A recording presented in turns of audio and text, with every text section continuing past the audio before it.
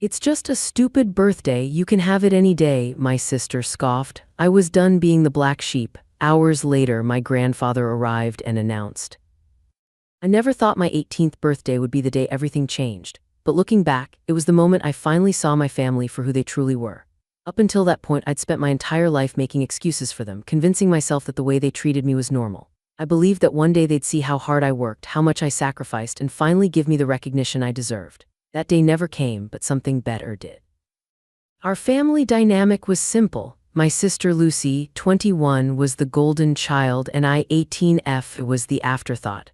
My parents, both in their mid-40s, had always made it abundantly clear where their priorities lay. Lucy's wants were needs, her requests were commands, and her happiness was the family's primary mission. Meanwhile, I was expected to understand, to accommodate, and to never complain. My grandfather Leonard was the only one who seemed to notice the imbalance, though I didn't realize just how much he'd been paying attention until that fateful day. The pattern had been established early. When Lucy turned 16, my parents threw her a lavish Sweet 16 party at an upscale venue with a professional DJ, catered food, and a designer dress that cost more than my entire wardrobe. For my 16th, I got a small family dinner at home and a used laptop for school purposes. When Lucy turned 18, my parents surprised her with a brand new Audi, complete with a giant red bow like in those Christmas commercials. They couldn't understand why I seemed disappointed when they handed me a $100 gift card and a promise that we'll do something special next time for my milestone birthdays. College applications revealed more of the same. Lucy was free to apply to any school she wanted, regardless of tuition costs. My parents assured her they would figure it out financially. Meanwhile, I was handed a list of in-state public universities and told to focus on ones offering scholarships because college is expensive and we need to be practical. I didn't complain. Instead, I got a part-time job at a local coffee shop, maintained a 4 GPA, and saved every penny I could, knowing that my future depended on my efforts alone. What I didn't know then was that my grandfather was the unseen financial pillar of our household. He'd been quietly paying a significant portion of my parents' mortgage for years after my father's business venture failed. He helped with Lucy's tuition and had purchased that Audi that supposedly came from my parents, all while watching how they treated me with growing disapproval. For my 18th birthday, I decided things would be different. I'd saved $850 from my coffee shop job and put down a deposit on a small venue where I could host a proper celebration with my friends. It would be my first real party, and despite my parents' lukewarm response to the idea, they eventually agreed to help with some of the food. My grandfather, learning of my plans, offered to cover the catering costs as his gift to me. The day before my birthday, everything fell apart. Lucy's planned Miami trip with her friends was canceled due to an incoming hurricane. She stormed into the house, threw her luggage down the hallway, and locked herself in her room. The slamming door might as well have been the sound of my birthday hopes crashing down. My parents immediately rushed to console her, spending the entire evening outside her door, coaxing her with promises of alternate trips, online shopping sprees, anything to cease her sobbing. I went to bed that night still believing my birthday would proceed as planned. I'd spent months organizing it, sent invitations to all my friends, and finally felt like I was doing something just for me. I fell asleep imagining the next day, my special day, my turn to be celebrated. I woke up early on my birthday, excitement bubbling through me despite the tension from the previous night.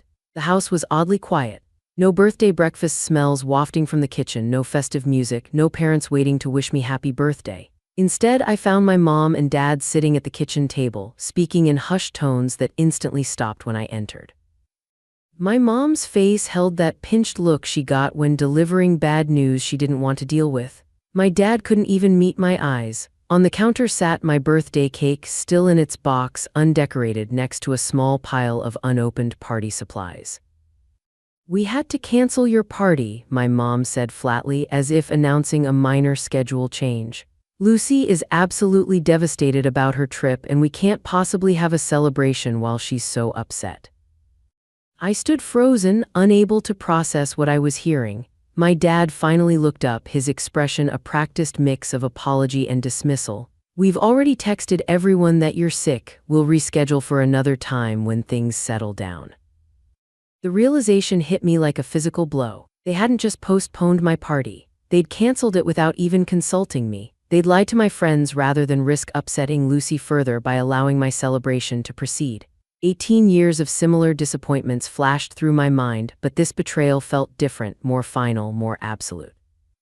You canceled my 18th birthday because Lucy's vacation fell through. My voice came out in a whisper, my throat tight with unshed tears.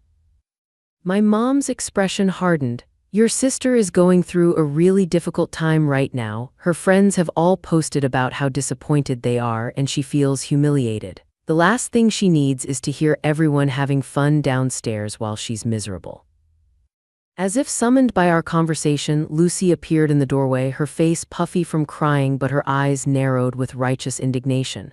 Why are you making such a big deal about this? She demanded, gesturing wildly. It's just a stupid birthday. You can have it any day. My trip was a once-in-a-lifetime opportunity. Something inside me snapped. All the years of swallowing my disappointment, of understanding, of stepping aside, they crystallized into a single moment of perfect clarity. This wasn't love. This wasn't normal. This was systematic emotional neglect dressed up as family dynamics. I saved for months for this party, I said, my voice steadier than I felt. I put down deposits. I made promises to my friends. This was important to me. After everything we do for you, my mom countered, her tone dripping with martyrdom. Why can't you be understanding for once? Why must you always make things so difficult? What exactly have you done for me? The question escaped before I could stop it, years of suppressed resentment behind it. That's when we heard the front door open. My grandfather Leonard, tall and distinguished even at 72, stood in the entryway, a small gift bag dangling from his fingers. He'd come early to help set up for the party, only to walk into the middle of our confrontation. What's going on here? He asked, his usually warm voice edged with something I'd never heard before. His eyes took in the scene, the boxed cake, my tear-streaked face, my parents' defensive postures, and Lucy's performative sniffling. My parents exchanged panicked glances. My father attempted a casual tone that fell pathetically short. Leonard, we didn't expect you so early. There's been a slight change of plans with the party. Lucy's had a bit of a setback with her trip and we're just...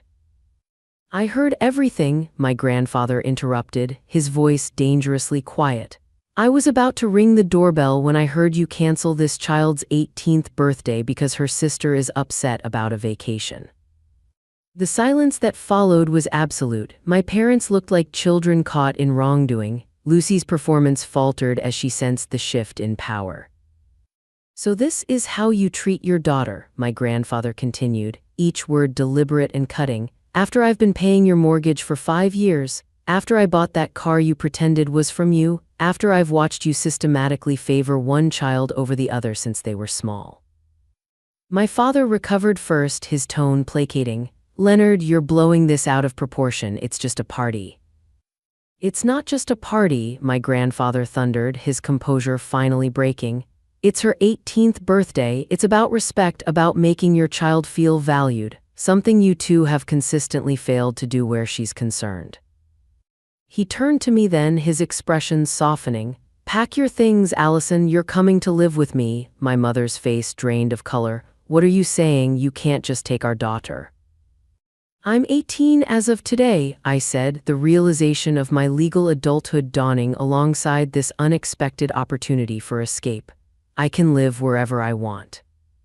The next 30 minutes passed in a blur.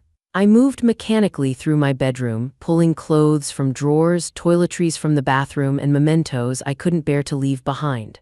My parents hovered anxiously, their protests growing increasingly desperate as they realized I was serious about leaving. You're tearing this family apart, my mother accused, blocking my bedroom doorway, after everything we've sacrificed for you. I looked at her, really looked at her, perhaps for the first time. What exactly did you sacrifice? My entire life I've been the one expected to give things up, to understand, to accept less. You've never sacrificed anything for me. Her face contorted with anger and disbelief. How dare you? We've given you everything. No, I corrected her quietly. Grandpa gave you everything, and now he's giving me what you never could, respect. My grandfather waited patiently by the front door while I finished packing. When I finally descended the stairs with my bags, Lucy launched her last offensive. If you leave, she threatened, her voice shrill, don't think you can come back when you realize how good you had it here. You're being so selfish. I didn't respond. There was nothing left to say to someone who had never once considered my feelings valid. Instead, I walked past her to my grandfather's waiting car. As we drove away, I watched my childhood home recede in the side mirror, a weight lifting from my shoulders with each passing mile. I didn't know then just how significant that departure would be, not just for me, but for the entire family structure that had taken my presence and compliance for granted. My grandfather's house was everything our family home wasn't: peaceful, orderly, and filled with books instead of drama. He gave me my own room with a desk for studying and a privacy I'd never experienced. For the first time, I felt like someone was genuinely invested in my well-being rather than how my behavior affected someone else's mood. The consequences for my family began almost immediately. My grandfather not only stopped paying their mortgage but also cut off all other financial support he'd been providing. Without his assistance, my parents quickly fell behind on payments. Lucy, who had never worked a day in her life, was forced to get a part-time job at the mall to cover her own expenses, something she considered beneath her social standing.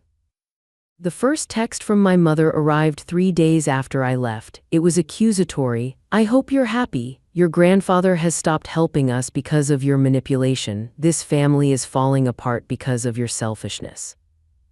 I didn't respond. 2 days later, my father tried. "Your mother is devastated. How could you turn Leonard against us like this? We're your parents. You owe us more loyalty than this."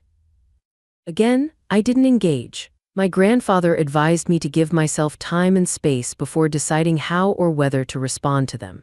He helped me enroll in a new school to finish my senior year, arranged for a counselor to help me process what I'd been through, and never once made me feel like I was a burden. As weeks passed, my parents' messages shifted from accusatory to pleading. "Please talk to your grandfather about helping with the mortgage. We're going to lose the house." And later, "Can you at least come for dinner so we can talk? We miss you."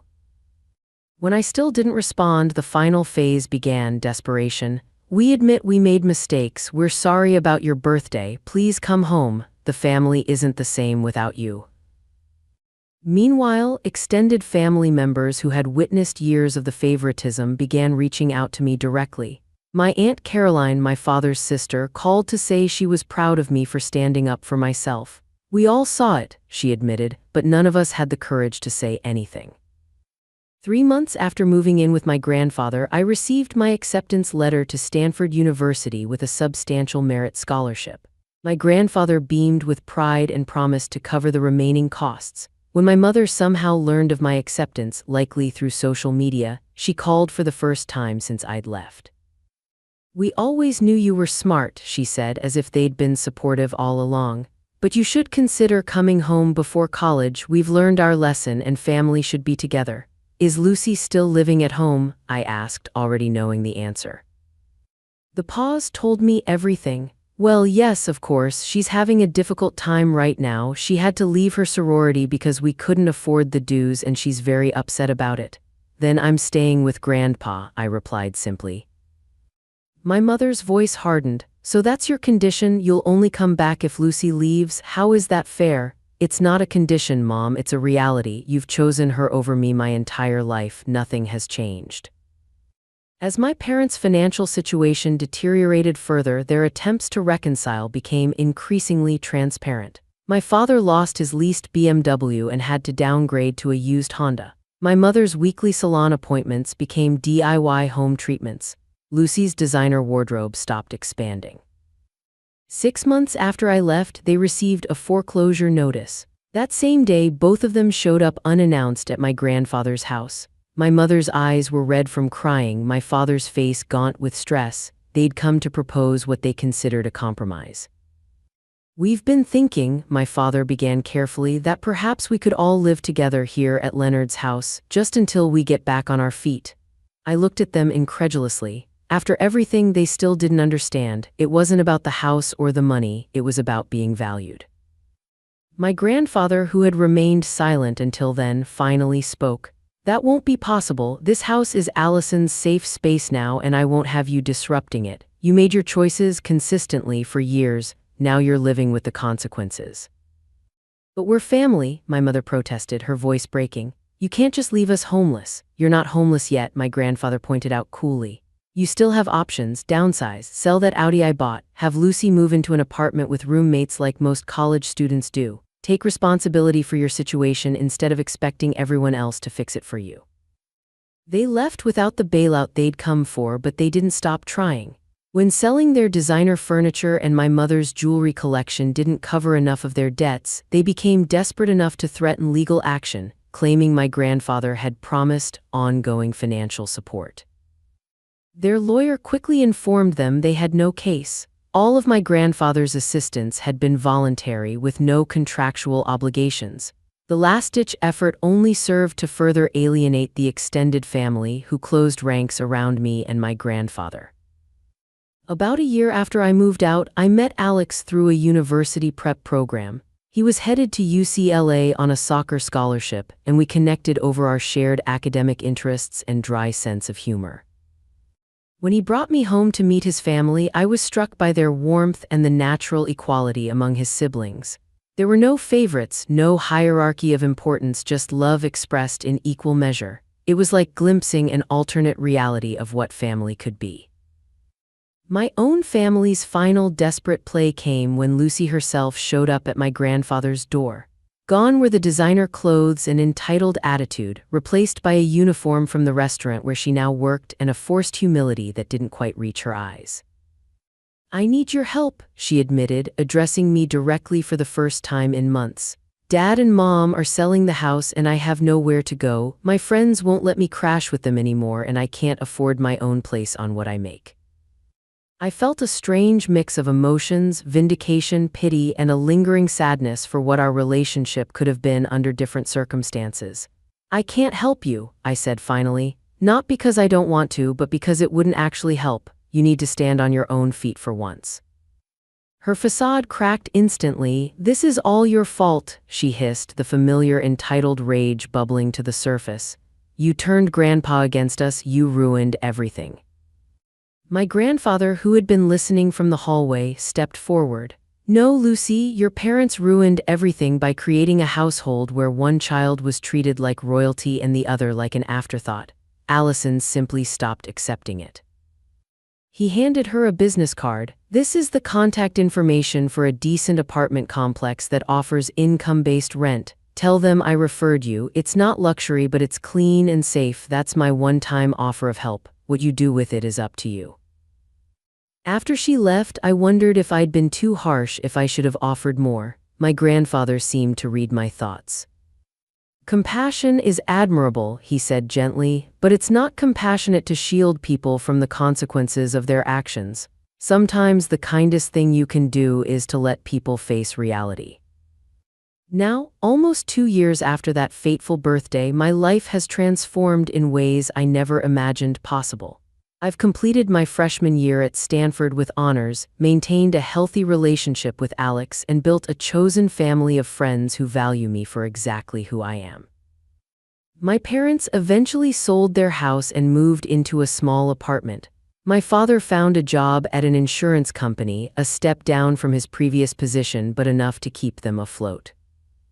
My mother started working as a receptionist after 15 years as a stay-at-home mom. Lucy dropped out of college and now manages the restaurant where she once bussed tables, a job she's surprisingly good at now that she's been forced to develop a work ethic. They still reach out occasionally, usually around holidays, with carefully worded messages about forgiveness and family. I respond politely but briefly. Some wounds are too deep for simple reconciliation, and some relationships can never return to what they were, especially when what they were wasn't healthy to begin with. My grandfather says I've given him purpose in his later years. We've established new traditions, celebrated holidays our way, and built memories untainted by favoritism or conditional love. He's updated his will to leave his house to me, knowing I'll use the gift wisely.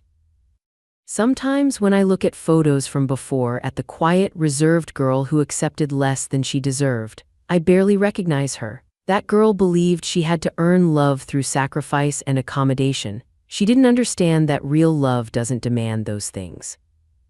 The truth I've learned since that birthday is both painful and liberating. Sometimes losing a toxic family dynamic is the first step to finding your real worth. And sometimes, the family you need isn't the one you were born into, but the one that chooses to see your value when others won't.